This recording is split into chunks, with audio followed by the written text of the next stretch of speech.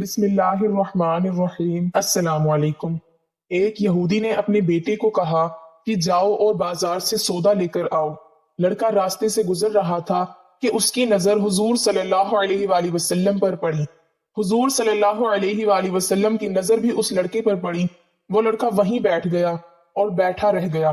کافی دیر ہو گئی، یہودی کبھی اندر جاتا اور کبھی باہر آتا کہ لڑکا کہاں رہ گیا، ابھی تک آیا کیوں نہیں۔ سورج غروب ہو گیا، مغرب کی نماز ہو گئی۔ شام کو لڑکا گھر آیا تو باپ نے پوچھا، ارے نادان اتنی دیر کیوں کر دی؟ اس کا باپ بڑے غصے میں تھا اور کہنے لگا، تو بڑا نادان اور پاگل ہے، میں نے تم کو کہا تھا کہ تم جلدی آنا اور تم نے آنے میں اتنی دیر کر دی، اور یہ بتاؤ تمہیں سودا لینے بھیجا تھا اور تو خالی ہاتھ آ گیا، سودا کہاں ہے؟ بیٹا بولا، ابا جان سودا میں خرید چکا ہوں۔ باپ نے کہا، کیا پاگل آدمی ہو، میں نے تجھے سودا لینے بھیجا تھا اور تو خالی ہاتھ آ گیا اور کہتا ہے کہ سودا خرید چکا ہوں، بتا اگر سودا خرید چکا ہے تو کہاں ہے؟ بیٹے نے کہا، کاش ابا جان آپ کے پاس وہ آنکھ ہوتی تو میں آپ کو دکھاتا کہ میں نے کیا خریدا ہے۔ میرے بابا میں تمہیں کیا بتاؤں کہ میں کیا خرید کر لایا ہوں۔ باپ کافی غصے میں تھا اور کہنے لگا، چل چھوڑ رہنے دے۔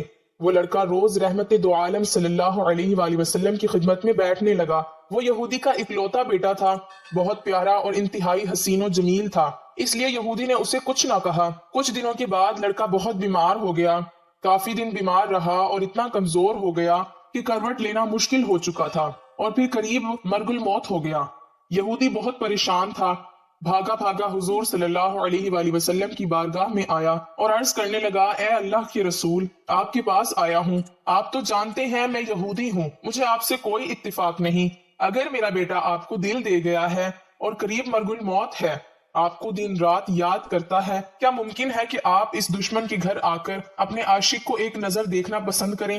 کیا یہ آرزو پوری ہو جائے گی کہ وہ مرنے سے پہلے آپ صلی اللہ علیہ وآلہ وسلم کا ایک بار دیدار کر لے؟ وہ لڑکا کسی اور چیز کی آرزو نہیں کر رہا۔ آپ صلی اللہ علیہ وآلہ وسلم نے یہ نہیں فرمایا کہ میں جاؤں گا یا نہیں جاؤں گا۔ آپ صلی اللہ علیہ وآلہ وسلم نے حضرت ابو بکر صدیق رضی اللہ تعالی عنہ، حضرت عمر بن خطاب رضی اللہ تعالی عنہ، حضرت عثمان غنی رضی اللہ تعالی عنہ اور حضرت علی رضی اللہ تعالی عنہ سے کہنے لگے، چلو چلیں۔ باقی بھی جو سب تھے کہنے لگے، چلو آپ صلی اللہ علیہ وآلہ وسلم کے عاشق کا دیدار ہم بھی تو کر لیں، اپنا دیدار اسے دیتے ہیں، آخری لمحہ ہے، آنکھیں بند کرنے سے پہلے ہم اسے کچھ دینا چاہتے ہیں، چلو چلتے ہیں۔ یہودی کے گھر پہنچے تو لڑکی کی آنکھیں بند تھیں۔ حضور صلی اللہ علیہ وآلہ وسلم کا سراپا کرم ہی کرم، لڑکی کی پیشانی پر آپ صلی اللہ علیہ وآلہ وسلم نے اپنا دست اقدس رکھا۔ لڑکی کی آنکھیں کھل گئیں، جیسے زندگی لوٹ آئی ہو، جیسے جسم میں طاقت آ گئی ہو، ناتوانی میں جوانی آ گئی ہو۔ آنکھیں کھولی، رخ مصطفیٰ صلی اللہ علیہ وآلہ وسلم پر نظر پڑی، ہلکی سی چہرے پر مسکراہٹ آئی اور لب کھل گئے، مسکراہٹ پھیل گئی۔ حضور صلی اللہ علیہ وآلہ وسلم نے فرمایا، بس اب کلمہ پڑھ لو۔ لڑکا اپنے باپ کا منہ تکنے لگا۔ یہودی بولا، میرا منہ کیا تکتا ہے؟ ابو القاسم محمد ابن عبداللہ جو کہتے ہیں کر لو۔ لڑکا بولا، یا رسول اللہ صلی اللہ علیہ وآلہ وسلم، میرے پاس تو کچھ بھی نہیں ہے۔ آپ صلی اللہ علیہ وآلہ وسلم نے فرمایا، بس تم کلمہ پڑھ لو، میں جانوں اور جنت جانے، تم میرے ہو جاؤ، جنت بھی تو میری ہے، جنت میں لے جانا میرا کام ہے۔ لڑکے نے کلمہ پڑھا، جب اس کے منہ سے نکلا محمد الرسول اللہ، اس کی روح باہر نکل گئی، کلمہ کا نور اندر چلا گیا، آنکھیں بند ہو گئی، لب خاموش ہو گئے۔ اس لڑکی کا باپ یہودی بولا، محمد صلی اللہ علیہ وآلہ وسلم، میں اور آپ دونوں مخالف ہیں، اس لیے یہ لڑکا اب میرا نہیں رہا، اب یہ اسلام کی مقدس امانت ہے، کاشان نبوت صلی اللہ علیہ وآلہ وسلم سے اس کا جنازہ اٹھے تبھی اس کی عزت ہے، اس لیے اس کو لے جاؤ۔ پھر آپ صلی اللہ علیہ وآلہ وسلم نے صحابہ کرام رضوان اللہ تعالی علیہم اجمعین سے فرمایا، چلو کندھا دو، سب اٹھاؤ اسے۔